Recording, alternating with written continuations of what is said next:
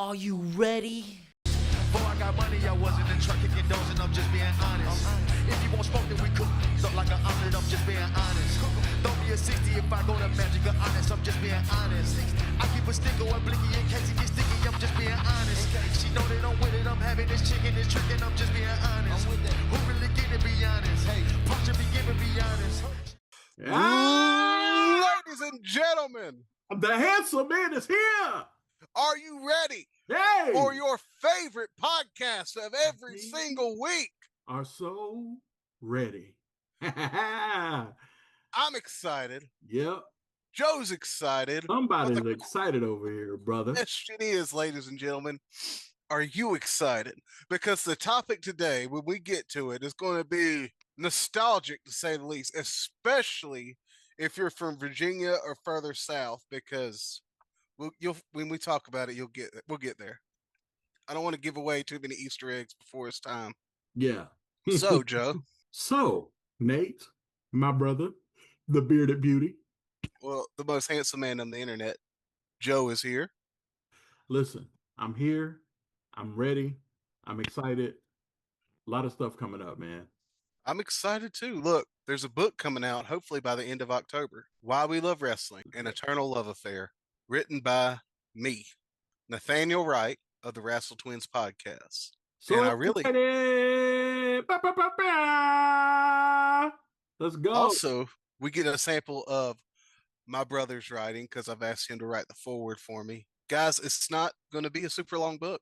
It's going to be a quick, easy read, fun to read. I have an editor who has read the book twice. She is not a wrestling fan, and she is thoroughly engaged by it. So I can't wait to see what my people think. Oh, the poetic nature of wrestling. It's so beautiful. Such a wonderful art. I love talking about it every week. It is the most pure art form, I believe, on television every week. Yeah. You have your clear defined good versus evil. You have every storyline you can imagine. There's lovers quarrel. There's jealous sibling. There's everything you can think of. It has been done in a wrestling ring. Mm-hmm. It is so incredible to see. It is a reflection of what's going on in real life. Yeah, like the politics of the day. Oof, gets ugly. Yeah. But we love wrestling. We love wrestling. And while we're talking about art, man, loving wrestling and the twins, don't forget your merch. My brother Joe is wearing the sweatshirt. It looks ravishing on him. Got that sweatshirt today. I'm so comfortable in this thing. Let me tell you, when I put on this shirt, I feel like swagging and surfing. I swag when I surf. Okay. Is that how you do it? Yep. Okay. Exactly. I can do this dance move. Yeah, it's super easy. You know what I'm saying? I can do that. You just kind of, My favorite dance move was the lean back. Lean back. Oh, yeah. Fat Joe. Just pull up your pants and lean back. Friend of the pod. Yeah. Like, not so Fat Joe anymore. Yeah, he got the Ozempic. I'm just kidding. I don't know. I doubt it was Ozempic, but we got to make the Zempic joke these days. It's 2025. Everybody's on it. Everybody's on it. Everybody's doing it. Also, Joe, I want to tell you, I had a awesome opportunity to go to Ignite Asheboro this weekend. Big deal. Now, it's completely free wrestling show. Free wrestling show. There were no fleas in the building. No fleas in the building, as far as I know. So I got the chance to reconnect with Lodi. Brief story. I'm going to keep it short and condensed because it's a big part of the opening of the book, and also it's kind of personal, and I get emotional sharing this.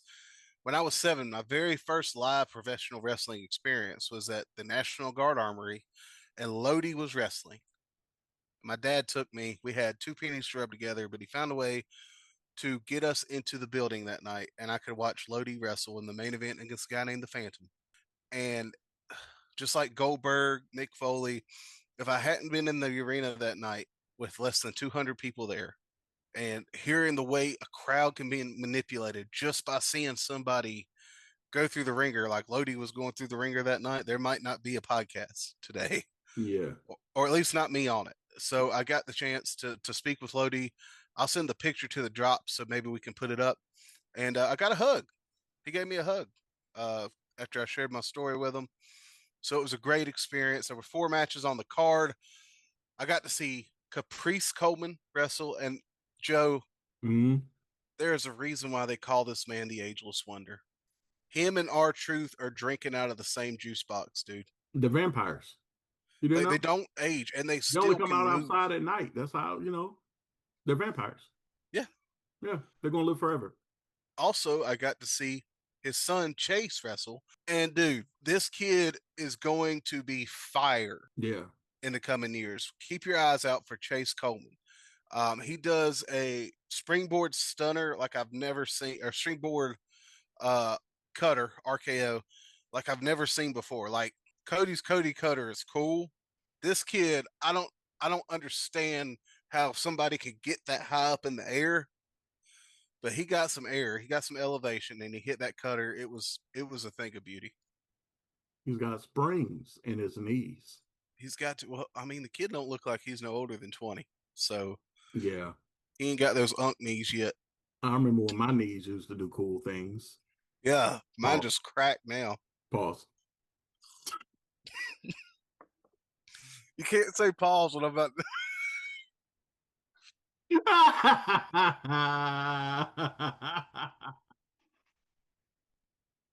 We're gonna start putting a pause counter up in the corner. And we love the Oh, LGBTQ plus community here. These is all jokes. we That's do. all it is. This is all jokes. Just like you talking to your bros. I get the Yeah. privilege to talk to my bro every week on this. Any man that says they haven't made those kind of jokes from here or there, I feel like is fibbing just a hair. Yeah, Uh, definitely. it's all love. We love everybody. Love everybody. I live long and prosper too, apparently. So May the force be with you. May the force be with you. so I mean, just some exciting stuff. And to tie in with Lodi, we are talking about some world championship wrestling. Wrestling. WCW for the people who don't remember the what WCW stood for. One of the greatest. WCW is not Women Crush Wednesday. I don't care what anybody says. Anytime I see it on a social timeline, hashtag WCW, I'm just I'm like thinking World about Championship Sting and Wrestling. Goldberg. Yeah, and the NWO and stuff. I'm Yeah. definitely not thinking about The Women Crushes. Steiners. The Steiners. Okay. There's Do a so like much. Like I was a bigger WCW fan than WWF. same Yeah. until about 99. Yep. I would watch Nitro over Raw, And then if you miss Nitro, they did the follow up right after it. yeah, yeah, Granted, I was a kid, so I couldn't stay up that late. But anyway, yeah. You were a kid. Like I was. I was on 99. 14. I was 8. Yeesh. I remember it all like it was yesterday. It's so weird how nostalgic memories just kind of stick with you. You know what I mean? Mm-hmm. Like I remember being a little kid in the living room watching Conan and the LWO and Scott Steiner turn on Rick and everything else. Like vivid memories of being a little kid in the living room sitting on the floor watching wrestling. I think you would have been my friend then too. Oh yeah. Video games, wrestling, Pokemon. Yeah, Just, we've been tight. We've been yeah. tighter than 2 hairs in a biscuit. Too bad we didn't grow up near each other. I know it. It's all good. We got together now. Yep. Pause. And before I give a brief history of how WCW came to be, Joe, lightning round. Okay. Mhm. Best tag team in WCW history. Steiners, bro. Like I can't get over the Steiners, my guy. It's so hard because I want to say Harlem Heat, but for me, it's the Steiners too. I love Harlem Heat. I do too. Hulk Hogan, we coming for you. Oh yeah, Hulk Hogan. I'm just gonna come down your throat, pause, and come. Listen, these old 80s and 90s promos, man, you got to be careful. Oh yeah.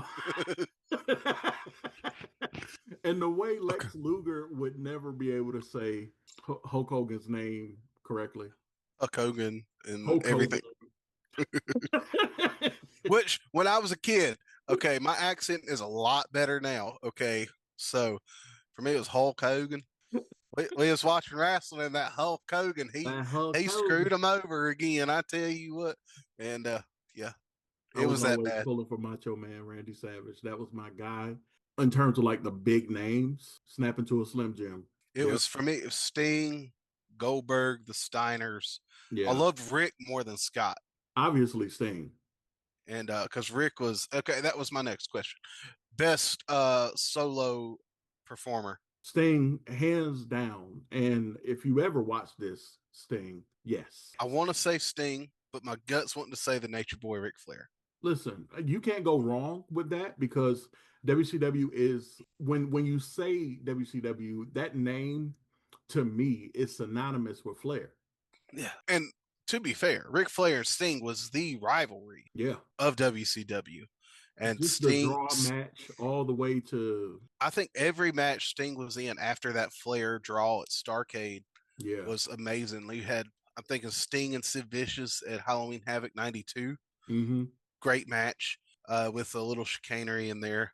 God, Sting doesn't have bad matches. Sting Oh, and Jake the Snake Roberts in a coal miner's glove match with a run in by Cactus Jack. That was a great that match. was a great match. And Like Cactus a lot of Jackson. people don't like it because it's a pole match, Mm-hmm. but like Cactus Jack ran in and tried to do the cheap shot on Sting. Ended up the Snake got sicked on Jake the Snake instead, and then Sting gets the coal miner's glove. So on and so forth. Sting Yeah, wins. Fun match. I don't care what anybody says. Jake the Snake, one of the most underappreciated wrestlers of all time absolutely. in any company. And a good Um, brother. yeah, I mean, glad to see he's turned his life around too. Yeah. He's Definitely. also going to be at WrestleCade, where you guys can find us on November 29th. We're gonna have merch. We're going to have merch. And We're you going can to have hug us or hugs dap us up. and Whatever. take High pictures. five. Say whatever you want. And we may or may not have some books there that you Yeah. can get autographed. Oh yeah, autographed. So just a thought. Not that my autograph's worth anything, but just saying it's cool when the author signs it.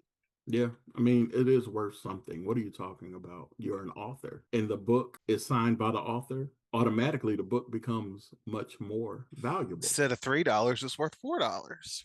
I'll say 550. 550. I'll go with Yeah, 550. 550. No, but seriously, man, don't down yourself, my dude. Oh, This is I'm just a not.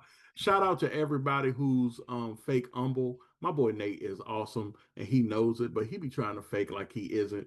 Listen, go It's into the not fake. comments and tell Nate he's awesome. Go to just for me, go into the Just comments and say, you bearded beauty, you are so awesome and handsome.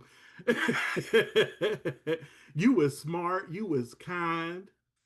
listen. That is one of my favorite movies. Me and my wife both. Yeah. Mostly because of the pie. Yep, that chocolate pie. Try not to laugh. That's some boo-boo.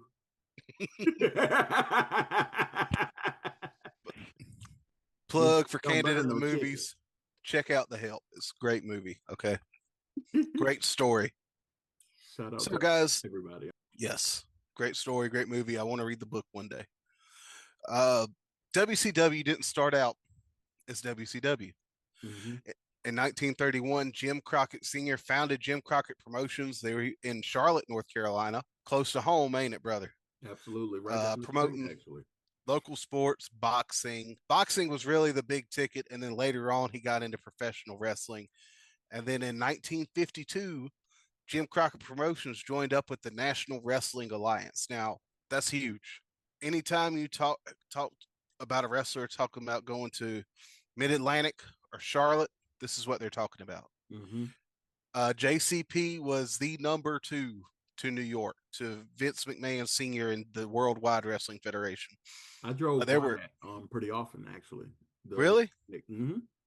Yep. That's incredible. The I'm old gonna JC. just tell you, like, I'm gonna put a pause. I'm gonna just tell you near where I lived, right?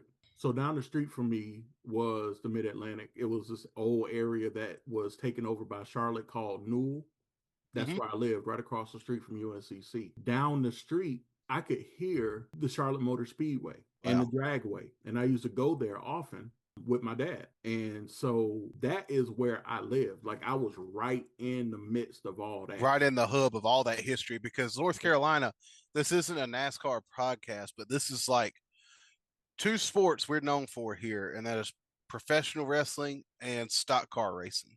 And basketball too, in a way. Basketball to college basketball. College basketball. Because I'm a Hornets fan, but I'm sorry, man. I'm a Knicks fan. I'm pretty much in the same boat for the most part. I mean, we've been good recently, but it ain't been the same since Melo left, has it? No. I feel like those were the prime years in the recent memory. Yeah. We did good last season. We'll see how it goes. Last season was a good one. I think Ball is going to really help us out. Yeah.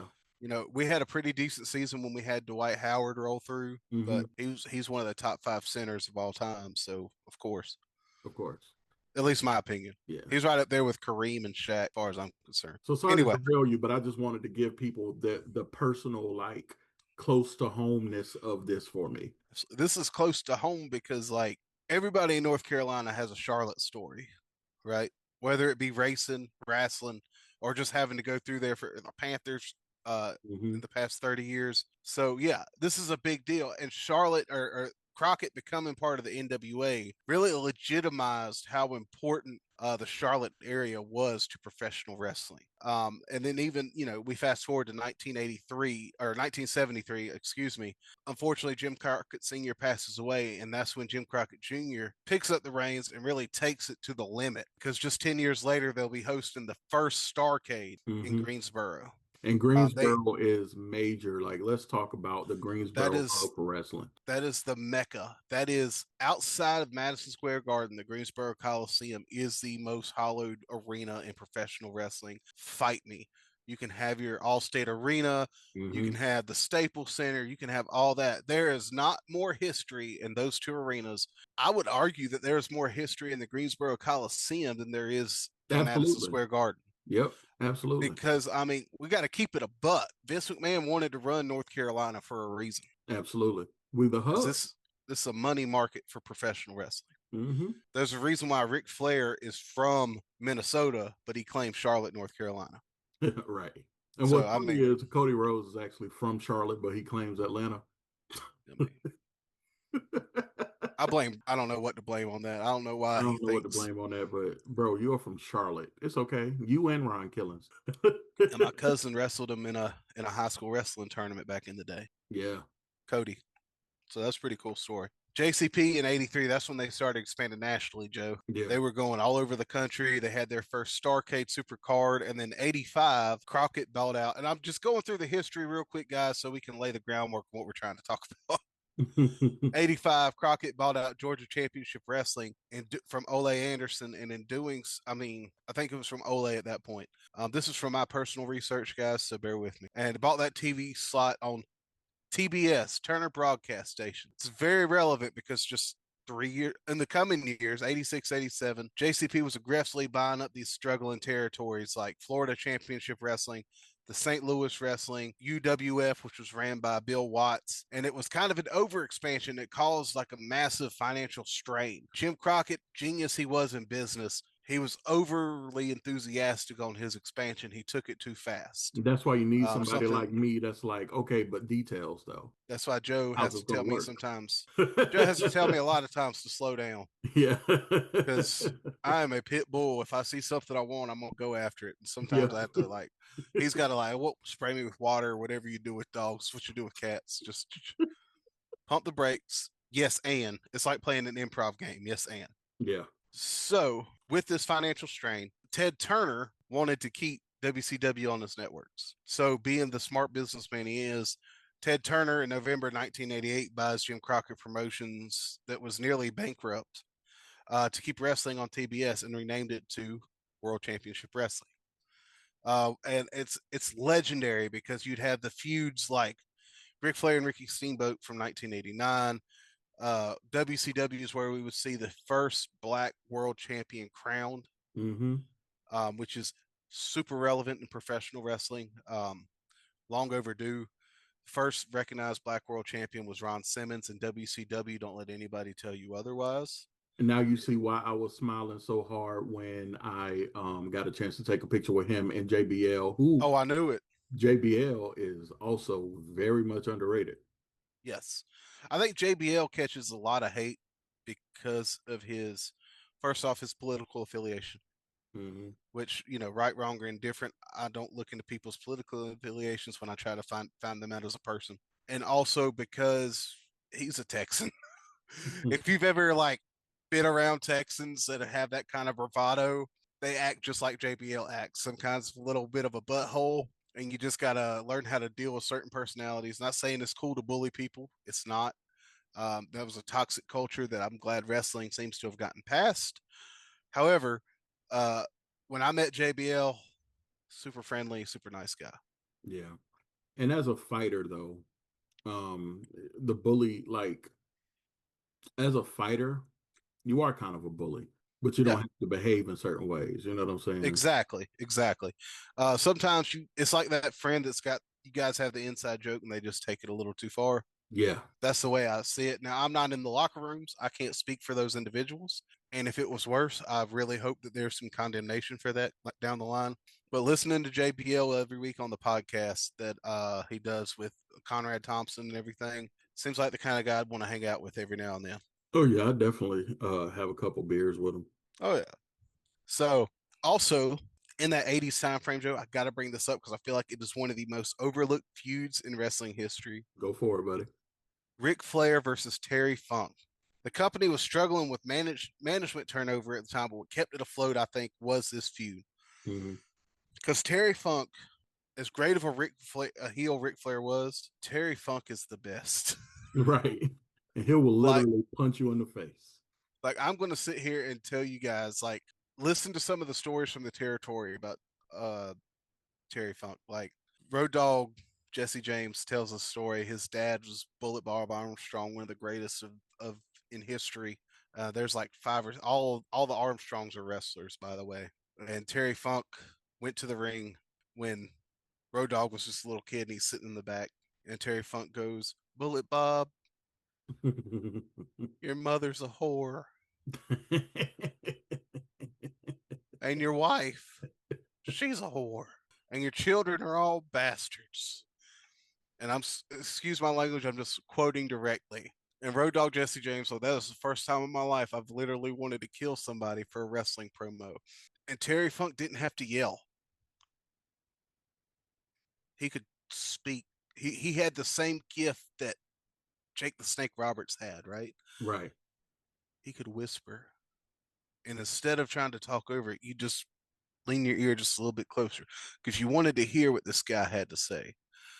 And it was cool because it was one of those times where Ric Flair actually looked like a babyface. It's very hard to make the very handsome, blonde, wealthy Ric Flair be a babyface, but Terry Funk did it. That's kind of how I feel about Cody Rhodes as a baby face, though. You Anyway, think it's hard to see him as a babyface? yeah, I remember. I know a lot of casual fans don't remember, but I remember. Well, my favorite Cody Rhodes is Minute Maid Fruit Punch Cody Rhodes. I buy a carton every week because Minute Maid Fruit Punch is delicious, and I'm not getting paid to say that, but Minute Maid Fruit Punch Cody Rhodes. whoa. Also, they messed up on the pyro yesterday, which was hilarious because he still did the thing. He still did the thing. You got to do the thing. Yeah. So in 1990, I'm getting trying to wrap this up. I'm sorry.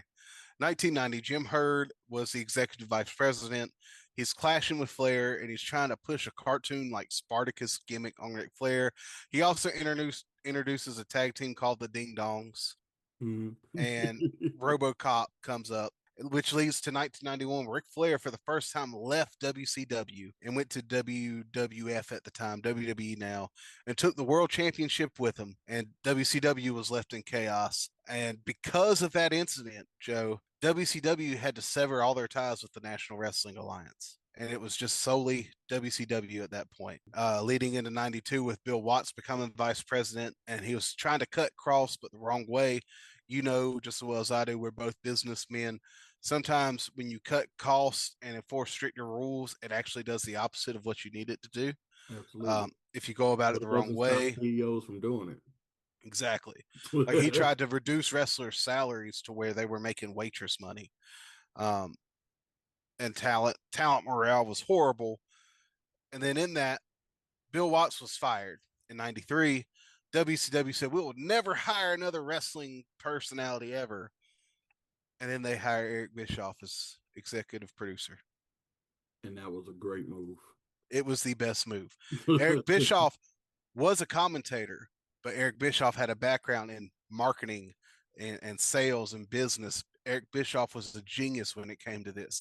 Eric Bischoff said, I keep saying his name, I'm sorry, guys. Bischoff said time and time again, his biggest mistake with WCW is he never licensed merchandise the way they should have. Like the NWO shirt is the only real shirt you can remember taking off, isn't it? Yeah.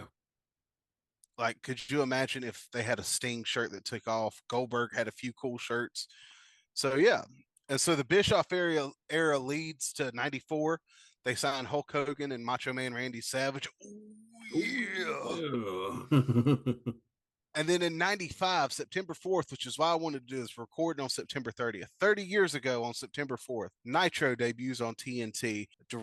Well, it wasn't really. Raw had a week off, so they debuted unopposed. Yeah. And on that show, Lex Luger, who was thought to be signed by WWF, showed up on Nitro because there was a lapse in his contract. Do you know this story? No, I don't know this story. Okay, so Lex Luger is on a by appearance basis with WWF. They couldn't come to terms on a contract, so they were just paying him by appearance. He doesn't have anything signed that he can't show up for the other company. So the week before, he is on Raw. The week after, he signs the WCW contract and shows up on Nitro in the main event. Talk about building intrigue. That is the smartest move Eric Bischoff ever did, other than the NWO. Yeah. This is the smartest move because how else you're not opposed. This guy was just on WWF TV. Vince has been trying to make this guy a champion for years, but now he's on your show. Leading into 1996, Joe, what happened in 1996? Sting. What faction took over the world? NWO, the New World Order. And Scott Hall. Yeah, Scott Hall walks out in the middle of the match. Diesel. I don't mean to dominate the conversation, man. This is crazy. And the biggest heel turn in the history of heel turns happened when we found out who the third was. Bash at the Beach, 1996. Yeah. WCW versus NWO. Effectively, we didn't know what it was called yet. It was just Nash and Hall and a mystery partner versus Savage, Luger, and Sting, of course. And at the end of the match, Savage is down. Hogan comes out. You think he's going to be the great savior for WCW? Leg drop. 1, 2, 3. Bing, bing, bing, bing, bing. And Hogan announces this is the New World Organization of Wrestling. Yeah. It's okay, Hogan. We all make mistakes. The New World Order is born, and this dominates WCW TV. This propels him to beat Raw 83 weeks in a row. This is the 90s. TV ratings matter. Yeah, it was huge. Like big league, like our president say, big league. Like it was huge. They were driving record business, record sales, record everything. Also in this time is when Sting debuts The Crow in 1997. Oh man. Post 1996, Sting went from a talker to a vigilante.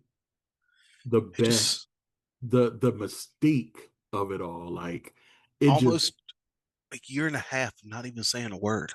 Right. Not even wrestling. But just posted up somewhere. Best paycheck in the world. Man.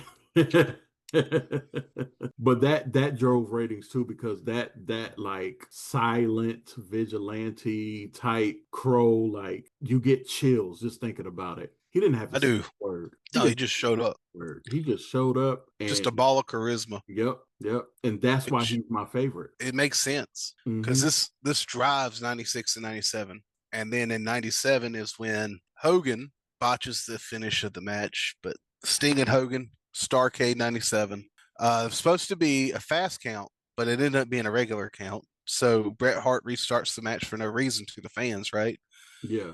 But then Sting wins the World Championship.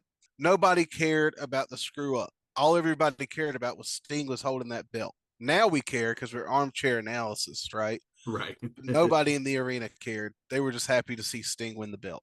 Wolfpack, 1998. That's where I was going. How'd you know? That Wolfpack faction They was had crazy good. the NWO Civil War. Yeah. Kevin Nash leading the Wolfpack, with Sting was in the Wolfpack briefly. That red and black paint was hardcore, man. That's it right there. That's it. Oh, and the music, dude. That Yeah. entrance music went hard AF. Okay, if it weren't for copyright laws, I'd play it right now. Because you don't turn your back on the Wolfpack. Yes. Yeah, there it I is was right there. there. I was there when you got that. Yep. And there was a reason why I chose this one.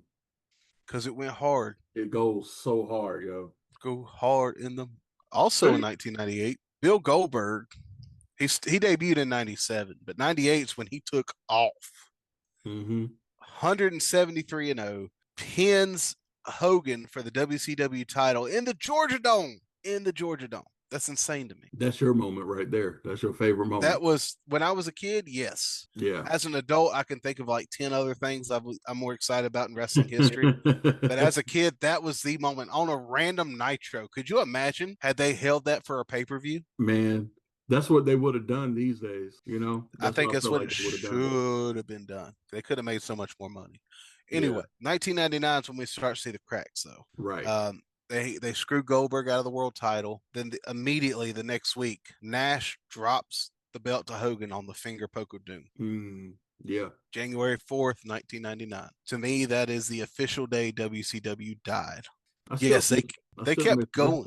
It's been over 30 years now. I was just it's been how long? 26 years. 26 years since that finger poke of doom. Yeah. I remember that is the first time my dad heard me cuss. And the last time I got my mouth washed out with soap. So if my dad were still alive, he still wouldn't hear me curse. So you talked about Halloween Havoc in 97. We didn't talk anything about the lucha side of things. I was drawing that up, leading up to this, man. All right. Everything happens in 2000, 2001, everything goes downhill. And WCW has to sell in March 2001 to none other than the devil himself, Vince McMahon. And fittingly, WCW ends with Ric Flair versus Sting. Yep. As the last match to ever air on TV, and Booker T as their last world champion. But so much, we still have so much because of WCW. WCW caused a mainstream infection. If it wasn't for WCW, I don't think it would have been the pop culture phenomenon that wrestling was in the 90s. It reminds me of the Sega versus Nintendo days. Like any major thing against each other, right? Walmart versus Kmart. Yeah. Like, God. And now Nintendo owns Sega. But anyway, just like WWF owns the library. Like, can you imagine the 90s professional wrestling scene without WCW? I don't think we have an Attitude Era. I don't think Stone Cold Steve Austin becomes who he becomes. I don't think we had that massive pop in pop culture because there's no challenge to the big dog up north, WWF. Right. And, so because competition is a good thing for everyone and the consumer. I love what Eric Bischoff said it best. Controversy creates cash. Yeah. Competition breeds controversy, and controversy creates cash. Amen, brother. So that's the truth. Also, because of WCW, we were introduced to cruiserweights. Yes, ECW had them. Wink and a nudge to what you may hear about next week. ECW had those Eddie Guerreros, Psychosis, and Rey Mysterios. But WCW put them on a national spotlight, and the cruiserweights were the most exciting part of the television show. Mm-hmm. Dean Malenko, Chris Jericho, Rey Mysterio, Eddie Guerrero, Psychosis. The list goes on and on. Ultimo Dragon. Some of the greatest international stars we've ever seen were made popular because of WCW. Conan, who, by the way, main evented the first Triple Mania show in 1992. Wow. So much wrestling history is because we had WCW. It is so relevant still, even today, even 24 years after being bought out.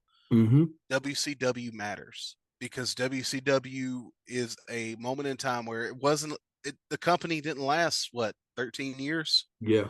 from 88 to 2001. And I think recently AEW Dynamite has surpassed Nitro in episodes produced. But there's no AEW if there's no WCW. That's true. And I will die on that hill. We had Bring Eric Bischoff over to AEW. Listen, I don't think him and TK get along, but they don't have to get along. They just need to make money together. That's all. Do you get along with all of your coworkers? I know I don't. I don't want to say it on the internet because a couple of them watch this show. So no, I don't. But that doesn't mean that I can't work with you. You know, That's true. I can put all that aside. I can work with you. That being said, me and Joe love each other. We're besties. We don't hate each other. We're brothers. Like that. That's not you. But long production innovations were made because of WCW. Yeah. Think about this. Did we have a lot of three-ring circus pay-per-views with high-end sets, stage, lighting, and all that stuff without WCW? Absolutely not. Like the Halloween Havoc stage every year was the best stage in wrestling. Yeah. Bar none. It was always over the top. Every pay-per-view, they did this. WWF, yes, they did it for like WrestleMania, maybe Survivor Series. Everything else was just kind of generic. But then when WCW starts like, everything's going to be chaos, WWF followed suit. We don't have Vince McMahon if it's not for Eric Bischoff. That's true. As far as heel Vince, heel Eric showed up in 1996. You don't think that influenced Vince McMahon at all? It absolutely did. I mean, it was a complete knockoff. The biggest draw in pro wrestling in the 90s and early 2000s was Stone Cold Steve Austin. Do you think we get a Stone Cold Steve Austin if he's not fired by Eric Bischoff? Nope. If he's not so pissed off that he needs to prove himself, I don't think we do. That we owe right there, boy. We owe so much of modern professional wrestling to what Ted Turner and WCW provided to us. And this podcast episode is a love story. It is a thank you to Ted Turner, to WCW, because of what they did, here we are today. Like Booker T is a legend, in part because of WCW. Rey Mysterio is a household name because of WCW. The late, great Eddie Guerrero. The late, great Eddie Guerrero is a household name. And where did he start other than Texas, Mexico, and ECW? Where was his first big break? WCW. And the Giant, Paul White, the Big Show, whatever you want to call them. There is no Giant coming through without. And don't forget Diamond Dallas Page. Oh, dude, he was next on my list. Okay. Because where the WWE had The Rock, WCW had Diamond Dallas Page. And let me tell you, I believe he was the first People's Champion. Absolutely. Everybody loved DDP coming out to his Nirvana ripoff theme. Just everything about this guy. He's like the guy that's going to get on your last nerves, but you still want to be buddies with him because he's just that much energy. And DDP is now not just a legend in wrestling, but in just helping people. He's a good man because he's helped Jake the Snake Roberts. He helped, but he's helping Buff Bagwell. He helped Scott Hall before he passed away. Countless others get their life together through his DDP yoga program and clean living. The list goes on and on, man.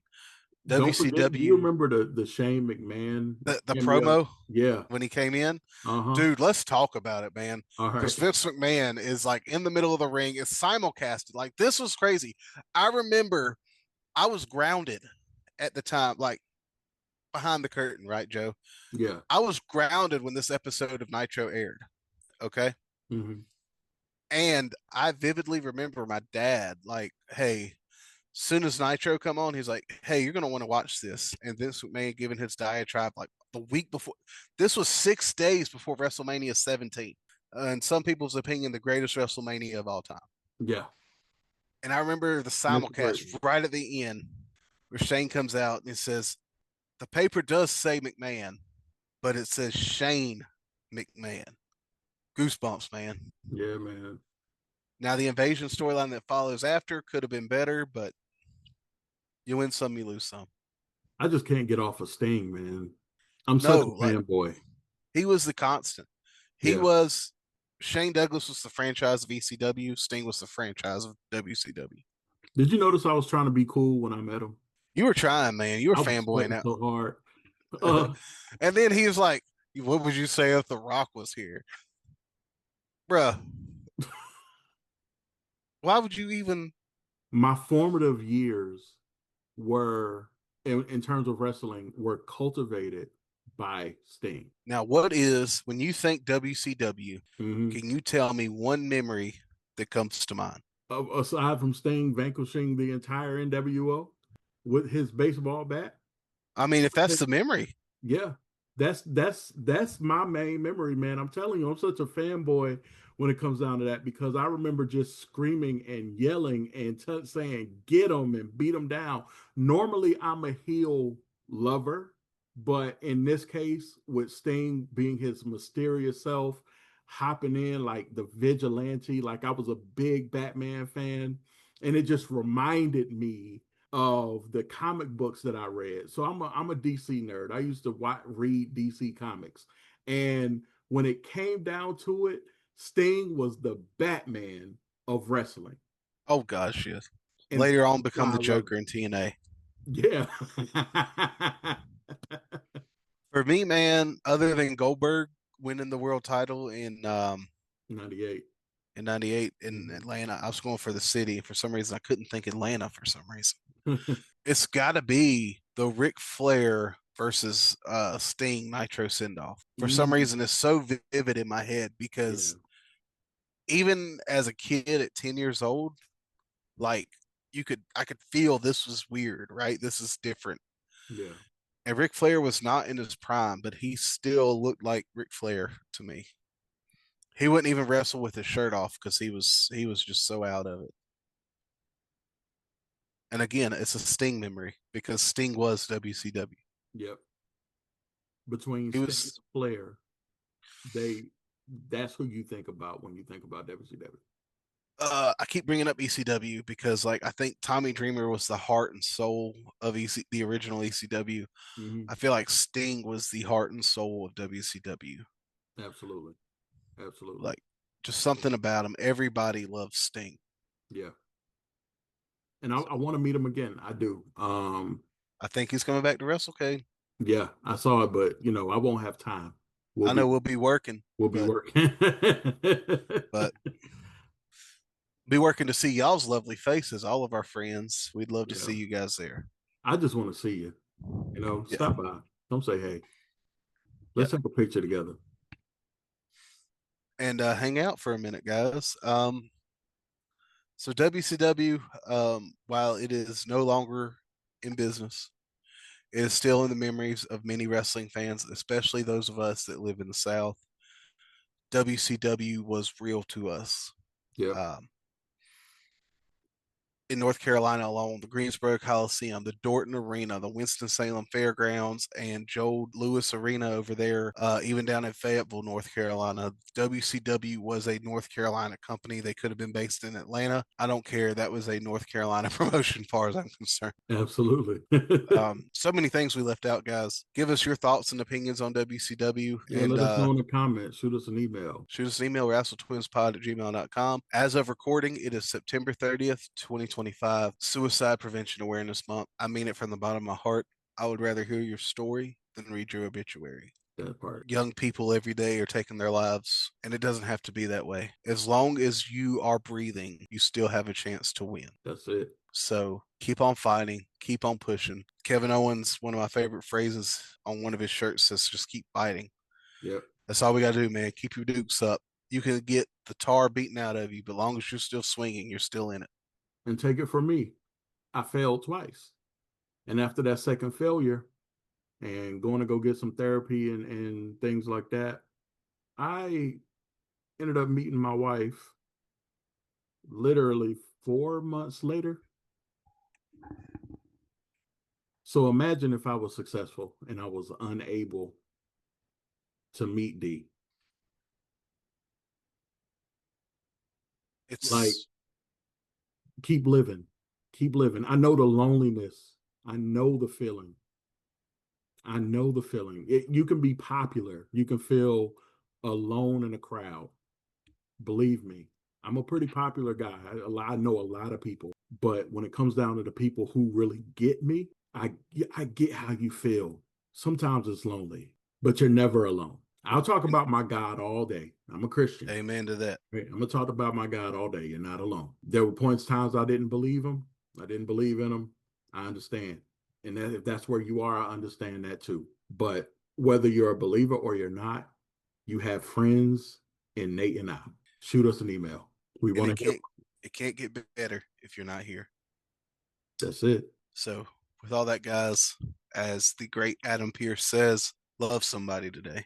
Love somebody today. And let's be good. Let's take it easy. WrestleTwinsPod@gmail.com. Follow us on the TikTok, the Spotify, the YouTube, the Facebook, the Insta. You know the drill, guys. Hit the subscribe button and come check us out at WrestleCade. And we love you guys. Love y'all so much. Have a what kind of day? A calm-tastic day. Peace. Peace.